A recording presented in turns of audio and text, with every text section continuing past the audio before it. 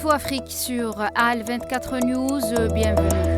La secrétaire d'État auprès du ministre des Affaires étrangères chargée des affaires africaines, Madame Bertha Selma Mansouri, est arrivée ce lundi dans la capitale du Libéria, Monrovia, où elle a été reçue par le président de la République du Libéria, Joseph Nyouma. Lors de cette rencontre, la secrétaire d'État a remis au président libérien une lettre du président algérien Abdelmajid Tebboune et lui a transmis ses salutations fraternelles et sa volonté de renforcer les relations d'amitié et de coopération liant les deux pays.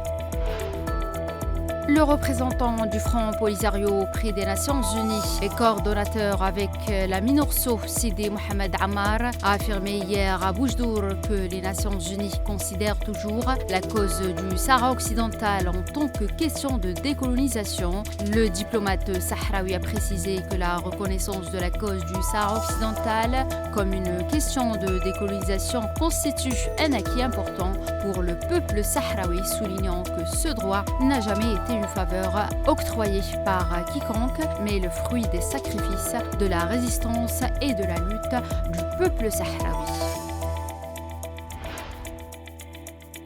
La Confédération marocaine des PME a annoncé hier que plus de 40 000 entreprises ont été déclarées en faillite au Maroc en 2024, au moment où le taux de chômage est passé de 16,2% en 2014 à 21,3% en 2024, un record jamais enregistré ces 10 dernières années. Le président de la CMTPME, Abdallah Al-Ferghi, a prévenu que les dissolutions d'entreprises pourraient connaître une forte hausse si des mesures urgentes ne sont pas prises pour venir en aide aux centaines de milliers de TPME accablés par les dettes accumulées pendant la pandémie de Covid-19. L'année 2025 s'annonce cruciale sur le plan électoral en Guinée. Des élections législatives présidentielles et communales, ainsi qu'un référendum pour l'adoption d'une nouvelle constitution sont prévus, comme l'a annoncé dans son discours de Nouvel An le général Mamadi Doumbouya. Des acteurs de la société civile et des partis politiques ont envisagé de reprendre les manifestations de rue dès ce lundi 6 janvier, mais elles ont été interdites par les autorités.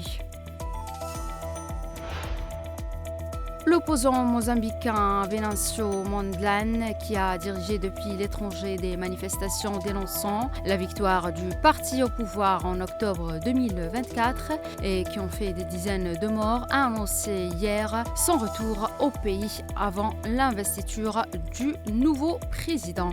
C'est la fin de cette édition africaine. Merci de l'avoir suivi.